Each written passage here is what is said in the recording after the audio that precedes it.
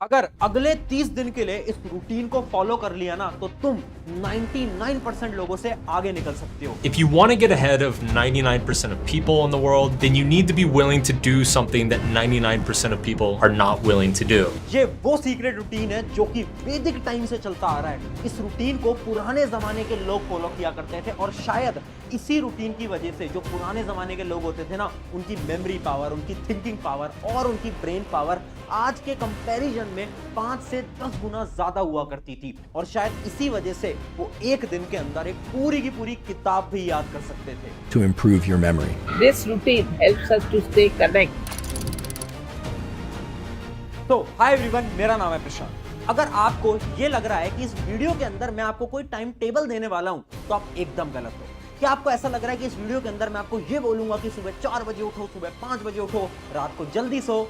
तो ऐसा मैं कुछ भी नहीं बोलने वाला हूं। आज मैं कोई आपको टाइम टेबल देने नहीं आया हूं, क्योंकि सभी इंसान का सुबह उठने, रात को सोने, सबका समय अलग अलग होता है। तो हम किसी को ये नहीं बोल सकते कि सुबह जल्दी उठो या फिर रात को आप जल्दी सो सकते हो, ऐसा हम नहीं बोल सकते ना। इस वजह से मैं आज एक ऐसा रूटीन बताने आया हूं ना जो कि वैदिक टाइम से फॉलो होता आ रहा है। हमारा जो पूरा दिन होता है ना, वो 5 भागों के अंदर हम डिवाइड करेंगे और एक एक भाग के बारे में समझेंगे और सारे भागों को मैं साइंटिफिकली एक्सप्लेन भी करने वाला हूं। तो सबसे पहले बढ़ते हैं हमारे पहले भाग की तरफ, यानी स्टेप नंबर 1, जिस स्टेप का नाम है सेटिंग दी फाउंडेशन। यानी अब इस स्टेप के अंदर आप अपनी फाउंडेशन बनाने वाले हो। कुछ समझ नहीं आया ना? तो देखो, वैदिक टाइम से ही एक कहावत चलती आ रही है। वो कहावत कुछ इस प्रकार थी ना कि जब भी आपको सपने देखने हैं ना तो अपने सपने लिख दो, तभी वो आपके सपने रियलिटी में कन्वर्ट हो पाएंगे। और ये जो चीज है ना, बहुत बड़ी सच्चाई है, क्योंकि इमेजिन करो आपका गोल है, कोई आपका सपना है। अब जब भी आप उस सपने को कहीं पर लिख दोगे ना, तो अब आप जब उसको डेली देखोगे तो आपके अंदर एक मोटिवेशन आएगी उस चीज को पाने की और आप उसके लिए मेहनत करोगे। और साइंटिफिकली ये जो पूरा कॉन्सेप्ट है, इसको हम बोलते हैं द लॉ ऑफ मैनिफेस्टेशन। यानी जिस भी चीज के बारे में आप बार बार लिखोगे, बार बार बात करोगे, तो यूनिवर्स वही चीज आपको प्रोवाइड करेगा।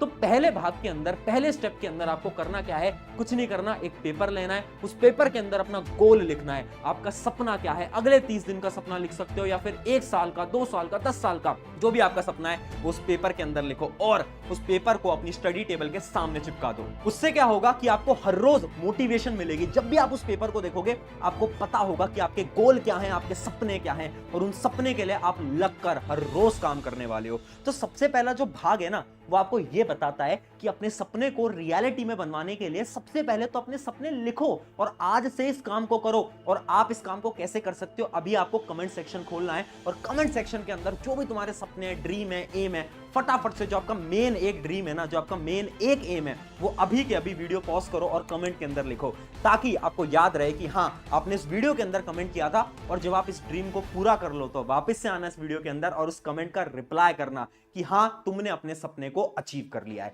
अब बढ़ते हैं फटाफट से भाग 2 की तरफ, यानी दूसरे भाग की तरफ। और दूसरे भाग का नाम है द सीक्रेट मॉर्निंग रूटीन।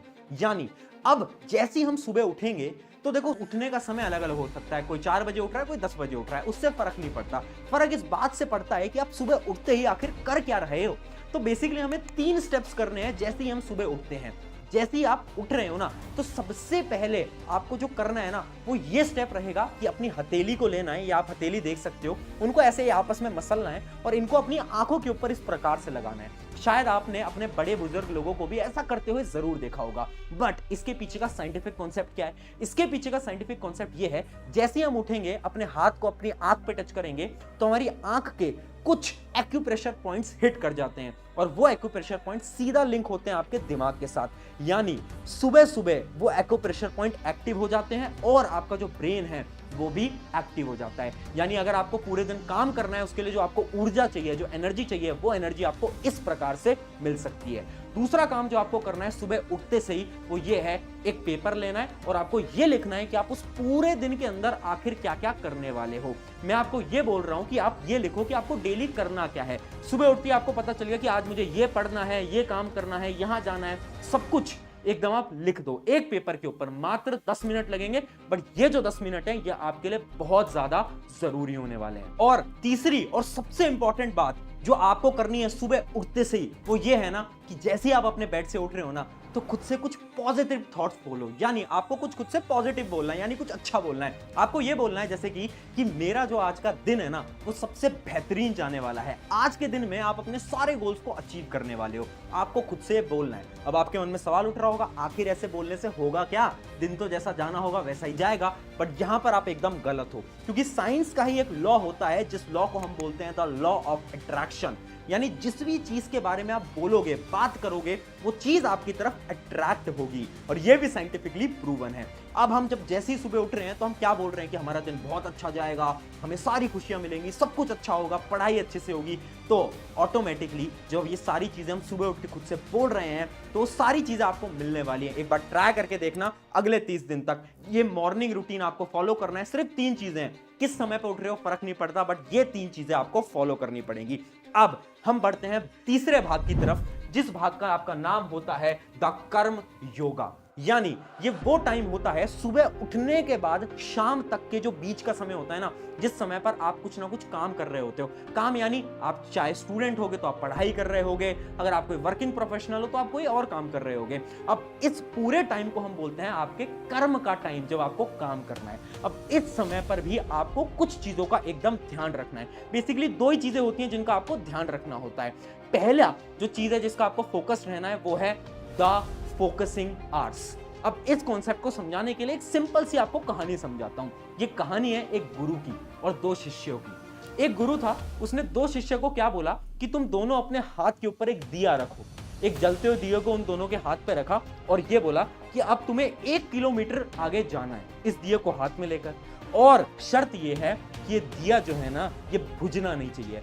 जो भी तुम में से पहले उस क्रॉसिंग लाइन को पास कर लेगा वो जीत जाएगा। अब जो पहला शिष्य था उसने क्या करा, उसने जल्दबाजी में आकर दिए को हाथ में लिया और वो थोड़ा तेज तेज चलने लगा, भागने लगा, क्योंकि उसके मन में यह था कि मुझे जल्दी पहुंचना है। जबकि जो दूसरा शिष्य था वो थोड़ा स्मार्ट था, उसने क्या करा, दिए को एकदम हाथ पे रखा और धीरे धीरे धीरे धीरे चलने लगा।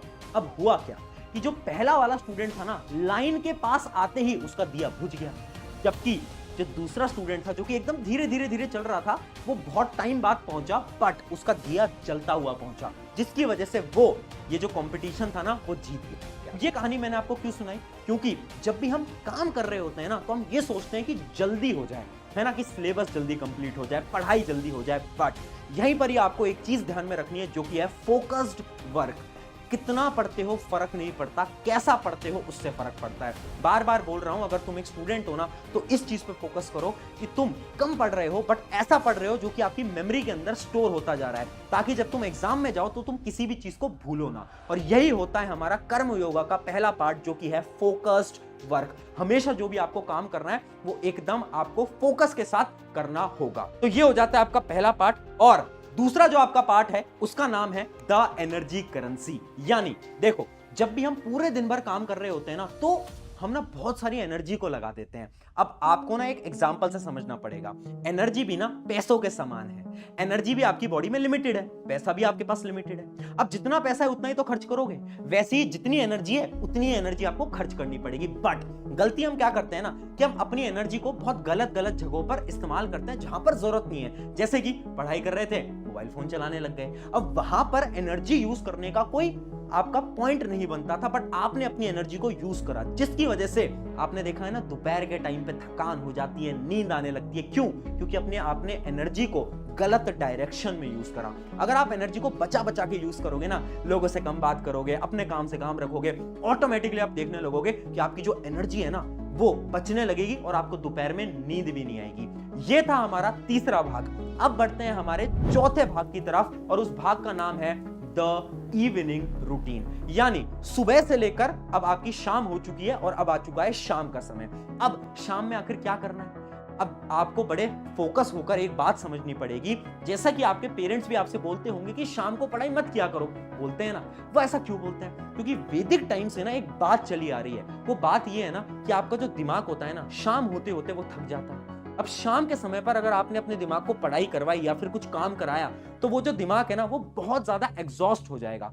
उससे बचने के लिए आपको क्या करना है, शाम में 1 घंटा अपने पेरेंट्स के साथ, अपने दोस्तों के साथ कहीं ना कहीं बाहर चले जाओ, उनसे बात करो, या फिर अगर आपकी कोई हॉबीज हैं, जैसे कि आपकी हॉबीज है कोई स्पोर्ट्स खेलना, तो जाओ और वो स्पोर्ट्स खेलो। आपको इस चीज पे ध्यान रखना पड़ेगा कि जो शाम का समय है उस समय पर आप 1 घंटे पढ़ाई ना करो, बाकी सारी चीजें करो, और बाकी टाइम पे तो आपको पढ़ाई करनी है ही, बट उस 1 घंटे में ध्यान रखना अपनी हॉबीज को समय दो, अपने पेरेंट्स को समय दो, अपने दोस्तों को आपको समय देना होगा। अब बढ़ जाते हैं हमारे आखिरी और 5वें भाग की तरफ, जो कि सबसे इंपॉर्टेंट भाग है, जिसका नाम है द सीक्रेट नाइट रूटीन। अब बात आ जाती है रात की। अब सबका सोने का जो टाइम होता है वो अलग होता है, किसी को 10 बजे सोना है, किसी को 11, किसी को 12, किसी को 1। यहां पर समझने वाली 3 बातें हैं, कुछ 3 पॉइंटर हैं जो कि आपको आज से फॉलो करने पड़ेंगे, जिसके अंदर पहला जो पॉइंट होता है उस पॉइंट का नाम है 30 मिनट्स, यानी सोने से 30 मिनट पहले आपको अपने मोबाइल फोन को हाथ नहीं लगाना है। आखिर मैं आपसे क्यों कह रहा हूं? मैं आपसे इसलिए बोल रहा हूं क्योंकि आपके मोबाइल फोन से आती हैं कुछ रेज जिनका नाम होता है द ब्लू रेज, और जो ब्लू रेज है ना ये आपकी आंखों को डैमेज करती हैं, साथ साथ में आपके दिमाग को एक्टिव रखती हैं। आपने देखा होगा ना, सोने जाते हो बट नींद नहीं आती, फिर वापस से मोबाइल खोल लेते हो, फिर नींद नहीं आती। ऐसा क्यों? क्योंकि मोबाइल फोन से ब्लू रेज आ रही हैं, और उन ब्लू रेज की वजह से ही तो तुम्हें नींद नहीं आ रही है। इसलिए सोने से आधे घंटे पहले मोबाइल कभी हाथ नहीं लगाना। दूसरी चीज जो तुम्हें ध्यान रखनी है वो ये है कि जिस भी समय तुम सो रहे हो ना, उससे 3 घंटे पहले अपना खाना खाओ। इमेजिन करते हैं कि मैं 12 बजे रात को सो रहा हूं, तो मुझे अपना खाना 9 बजे ही खा लेना है। ऐसा क्यों? ऐसा इसलिए क्योंकि ह्यूमन साइकोलॉजी के हिसाब से, या फिर हम बोले ह्यूमन डाइजेस्टिव सिस्टम के हिसाब से, अगर हम 3 घंटे पहले खाना खाते हैं तो खाना डाइजेस्ट होगा और हमारा मेटाबॉलिज्म एकदम स्ट्रांग रहने वाला है। जब आपका मेटाबॉलिज्म स्ट्रांग रहेगा, आपकी बॉडी स्ट्रांग रहेगी, तो आप पढ़ाई भी तो ऑब्वियसली बात है अच्छी से ही कर पाओगे। तो ये हो गए आपके 2 पॉइंट्स। अब मैं बताने वाला हूं आपका तीसरा और सबसे इंपॉर्टेंट पॉइंट। उस पॉइंट का नाम है द टास्क चेकिंग। यानी देखो, सुबह सुबह याद है तुमने बहुत सारे टास्क लिखे थे, तुमने लिखा था कि तुम्हें ये करना है, वो करना है, इतनी सारी चीजें करनी है। अब तुम्हें क्या करना है, उसी पेपर को लेके बैठना है और सोने से पहले ये देखना है कि उन कितने टास्क तुम कंप्लीट कर पाए, और जिन जिन टास्क को तुम कंप्लीट कर पाए ना उसके आगे टिक लगाना। पता है क्यों?